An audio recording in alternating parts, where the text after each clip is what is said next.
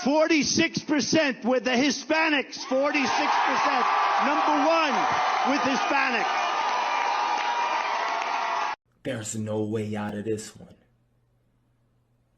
You're done. Hey, for all y'all black people that see what's going on with the Latinos and y'all saying y'all sitting this one out to make white people happy, guess what? You next. If you black, you better believe it. You next. Give it a hot second. ICE gonna be looking for us too. They about to be raiding all the basketball games, all the soul food restaurants and all that. That you different from the Latino people, man.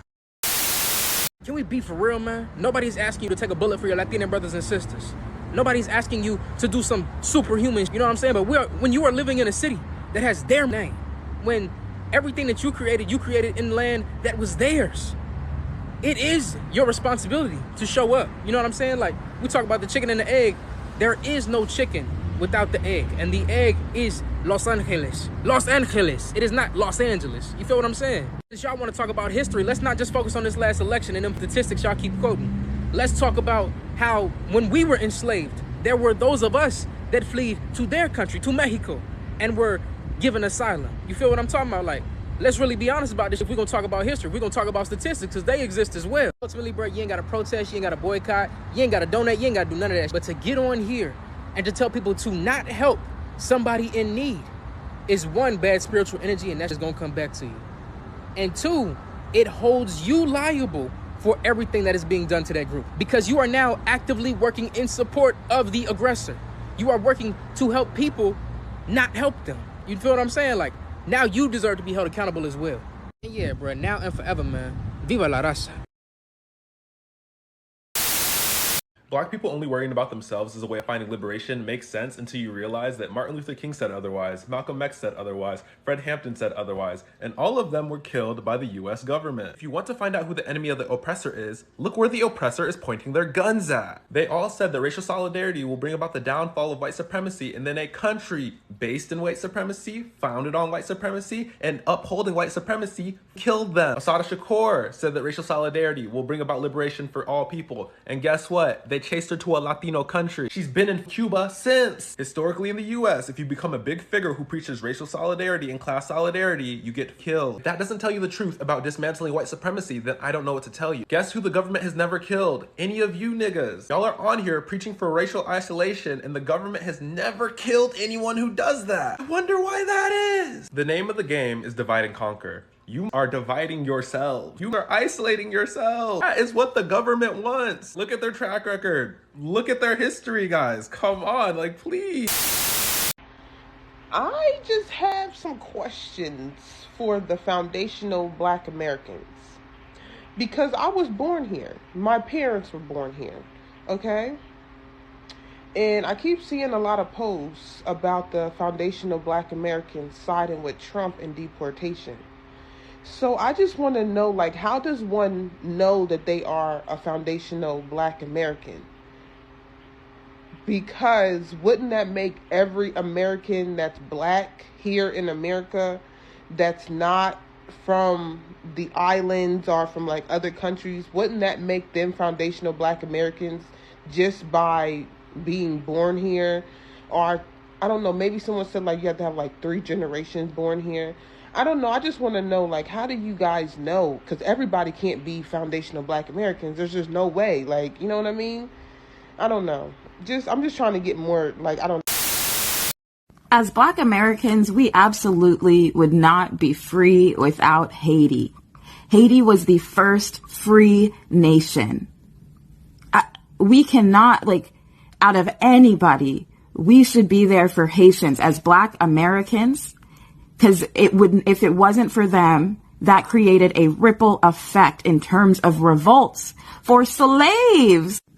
This is why Black History matters. Shout out to my Black Studies degree. A lot of y'all can't relate. Unfortunately, genuinely, a lot of y'all do not have a grounded history in Black history. And I feel bad for you. Because how could you disrespect Haiti? How can you disrespect Haiti as a Black American? Haiti is who we look up to. But also, like, Black people were slaves all through the Caribbean, all through Europe. and Africa. I want to answer this question. Why should Black Americans fight for Black immigrants? 1, why not? Why should they not? But 2, when they come for some of us, they're going to come for all of us eventually. That's just how it works. 3, I can't help but feel like it is white supremacy that truly encourages us to feel so divided from the immigrant community. Who benefits from us not liking immigrants? White people in power. Who benefits from us not liking immigrants? White people in power. That's who benefits. They could deport you to El Salvador just like they deported Kilmar Abrego Garcia, who is a literal United States citizen, who they deported to El Salvador. What they do to anybody else here, they'll do to us. Miss Carrie Baby 33333 does not want to support Black immigrants and only wants to support Black Americans. However, as a Black American, I believe in supporting Black immigrants because I'm not going to insult anybody, but I believe that it is stupid to think that they're not coming for us. So because I'm Garcia, brown, Latino, bald, talk like a and live in LA, so I need to stand up for the people that live in LA. This is what exactly I voted for. And I'm not a South-hating Latino. Matter of fact, I love my people so much that I'm going to tell you exactly what I think and what I know. I don't know a set of people that's more racist, South-hating, self-indulgent than Mexican and brown people. We act like crabs in a bucket. We're not united at all. We talk about each other. We torn each other up more than any other race in this people. I am not proud of anybody in the past 60 years. Tell me one Latino that broke record and did something good in this country in the last 60 years. I'm sorry to tell you. Villa Regosa, Cesar Chavez, funny. Cesar Chavez was also a Chicano that was against immigration and still gave us civil rights. You know what's funny? It's just simply math. Simple math. It's about qualifications. You need to qualify to get a job, qualify to maintain the job, qualify to charge for that job. And then you have to qualify to rent a house, qualify to drive a car. You have to qualify to be in the country. It's just about qualifications. It's simple math. It's not rocket science. You know what's also funny? You know what qualifies me to tell you this? Is the fact that I come from 2 different sets of parents. My parents from Guatemala came to this country, had me, and then acted like criminals, and then they were booted out like criminals. At the age of 12, a Mexican family picked me up. They loved me. They showed me that they also were illegal here. But even though they were illegal, they were fighting to strap their papers. My mom, rest in peace, died as a naturalized citizen of this country. So there is ways to do it. You're just lazy and too blind to see it. I don't know a set of people that's more proud of being of their country than people that don't live in their country. Shut the fuck up. He's selling everything he owns and moving to Honduras to be reunited with his wife and their 1-year-old son. A chill that came down my spine. It felt almost as bad as finding out that she got taken in by ICE, but at the same time, I have the possibility of going to see her again. That's exactly what Isaac will be doing as he prepares to leave the United States and move to Honduras to be reunited with his wife, Shirley Guardado, who had been in federal custody for more than 3 months. I spoke to Shirley on FaceTime and she tells me it's been difficult. She was taken from Montgomery Processing Center in Conroe. She had both her hands and feet in chains in a plane full of men. She says there were only 7 women. They were taken to Louisiana, then back to Texas and El Paso, and then to Honduras. This administration, they're being heartless. They're targeting people coming out of their cases, their hearings. I don't know, they're out of control right now. Correa says he is disappointed in President Donald Trump as he voted for him and trusted that he would only target violent criminals.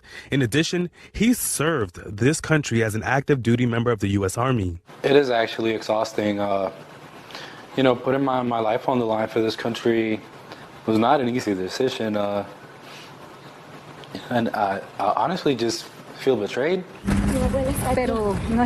In a video shared with us by Noticias Telemundo, it was caught on camera the moment Shirley touched down in Honduras.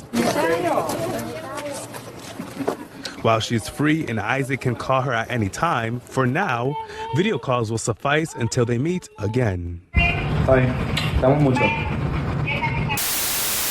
missed the part where that's my problem. I just want to make sure that we are all on the exact same page here. You have about, as I've counted, I think 4 to 5 videos, clips, where individuals of a variety of areas have specifically stated that, yo, Black Americans, if you don't do something quick, if you don't fight, if you don't speak up, once they come from one of us, they're going to directly come for all of us. And again, with the scare tactics, I'm a little bit confused. I need to know now. The other woman that was speaking on hating, I can pretty much guess where it is that she is from or what her lineage is, right? But the other four directly up there is highly questionable.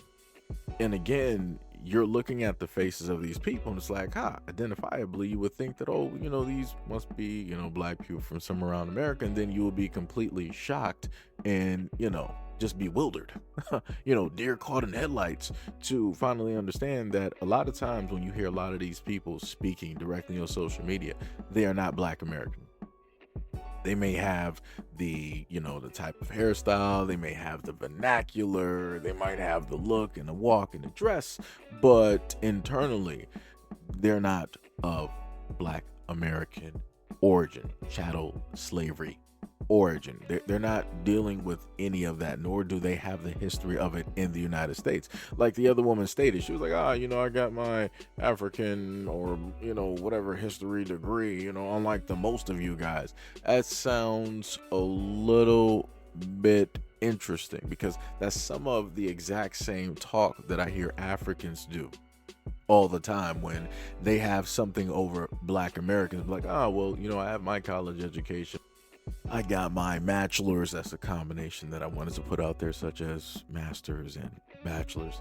I have my doctorate and all of these other types of things. And, you Black Americans have been here and you guys have nothing. I feel sorry for you, right? You're not taking hold of the opportunities that you have, unlike us immigrants who come here and we see the American opportunity and we just go for it, right? That seems as though that she was throwing a silent shot directly up there while also trying to pedestalize herself and her people. Again, this is why Black Americans have a problem with other people, immigrants, coming here and deciding that they want to take part in the political playing field, that they want to take part in social activism and things, quote unquote, dealing with the Black community. Because it's, again, all of this is weird. If these people, right, and again, anybody can feel the way that they want to feel about this situation. If these people really feel the way that they do, then explain, why are they not on the front lines? Somebody explain it, because that seems a little bit weak to me, right? You want to advocate for these people so greatly on your platforms, but yet you're not on the front lines dealing with the concussions, the tear gas, and all of these other things. You're not doing that. That's a little bit crazy. And miss me with the whole thing of like, oh, well, you can do the activism from, this. No. The actual activism that people know when it deals with, let's say, Black Americans, that comes grassroots. You're going door to door. You're walking through the neighborhoods. You're walking through the blocks. You're walking through the streets. That's what that activism actually is. Right. And again, these people are not trying to do that. They're making sure their face and their hair is done, they look nice and all this other type of stuff. They turn the camera on, they set it up, and then magically now they're an activist. That's a little bit weird to me.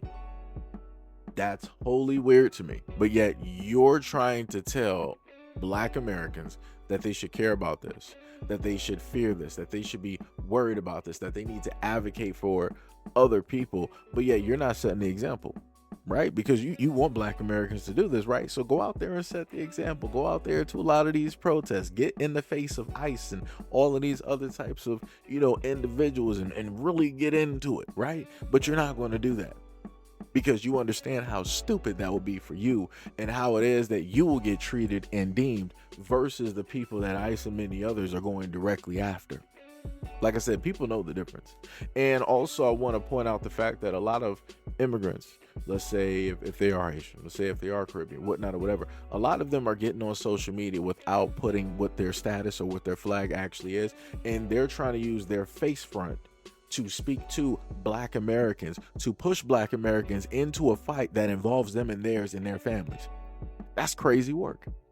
How do you do something like that? Like I said before, I'm tired of a lot of these people going out here and playing these games. Y'all want us to sacrifice our people, right? Lambs to the slaughter.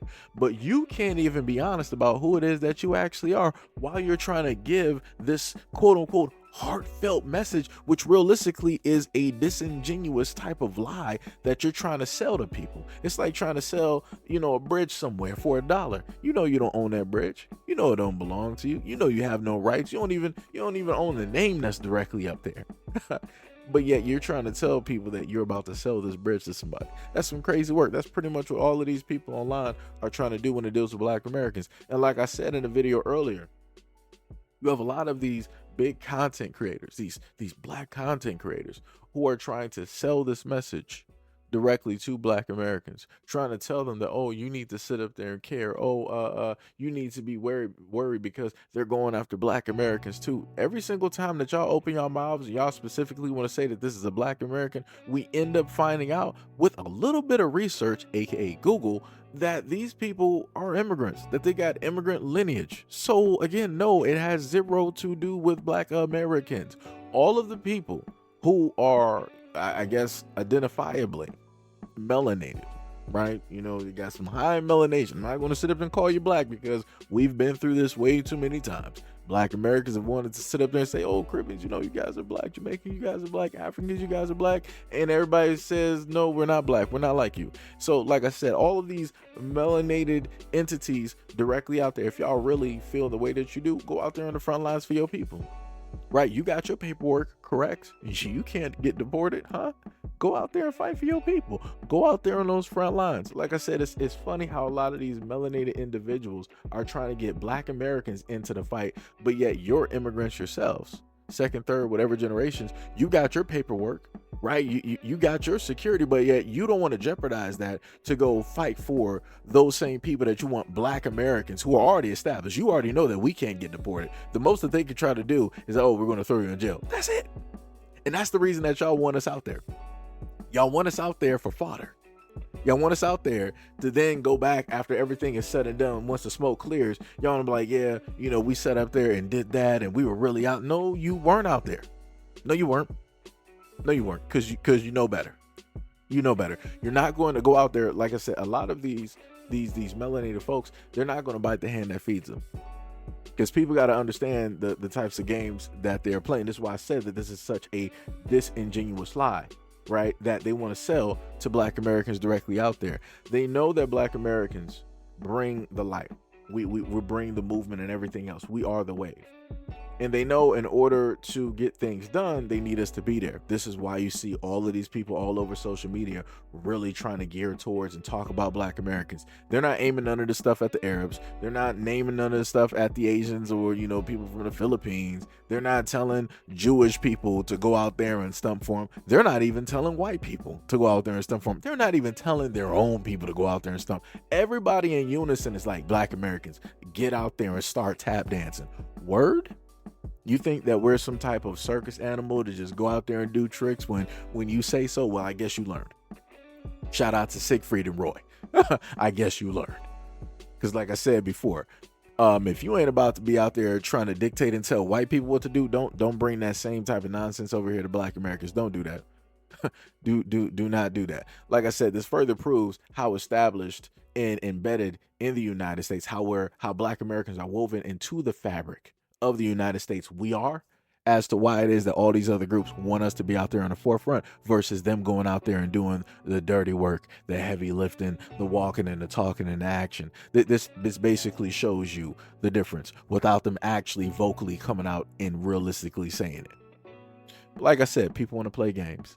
People want to make it seem like they're more important than Black Americans, but really Black Americans are at the top. We've always been at the top. It's just everybody else wants to, always put some clouds. They want to do this and do that. They want to muddy the air. They want to put fog directly up there so people can't see what it is that it actually is. Crazy work. Diabolical in nature. And again, this is clearly why Black Americans have stated that we are standing down and standing back, and we are sitting down and doing everything else that we want to sit up there and do versus doing the biddings of other people directly out here who would never do the bidding for us, right? Because like I said, we're still living under a supremacist system, which none of them want to break down. right? Notice how that works. Like I said before, they don't want to bite the hand that feeds them at the end of the day. They got a little bit of discomfort, they got a little bit of problem and situation, but at the end of the day, they're still good, right? Anything is better than being back home. Am I right? This is why people didn't go back to the Caribbean. This is why people didn't go back to Jamaica. This is why people didn't go back to Mexico. This is why people didn't go back to South America and all this other type of stuff. But looking at the last video, I guess some people learned, right? Like I said, that soldier voted for Trump, and that vote got his wife and his family deported. Color me surprised. Color me shocked and, dare I say, confused. Oops. But yet we tried to tell y'all. And again, y'all didn't want to sit up there and listen. So now we understand that fat meat is greasy, correct? And we know what types of, detrimental health effects that will come with. Just like if you take in and eat a whole bunch of sugar, guess what? You're going to end up getting diabetes. Look at that. But like I said, you can't tell nobody nothing. You can't bring a horse directly to water. So like I said, I guess some people are just going to be starving while the water is 2 feet in front of them. Oops. You got it though. Like I said, y'all don't want to listen to black people, so continue on not listening to black people. But also, while you're not listening, make sure you keep our names directly out of your mouths and mind your business just like we are minding ours. But just in case you decide to go against that, and you don't want to mind your business, and you want to keep bringing black Americans into this conversation, I'm always going to be here, waiting in the shadows, in the cut, for that moment in time. But anyways, let me know what you guys think about this video and everything that I stated in the comment description below. And as always, peace, love, and stay tuned for the next video.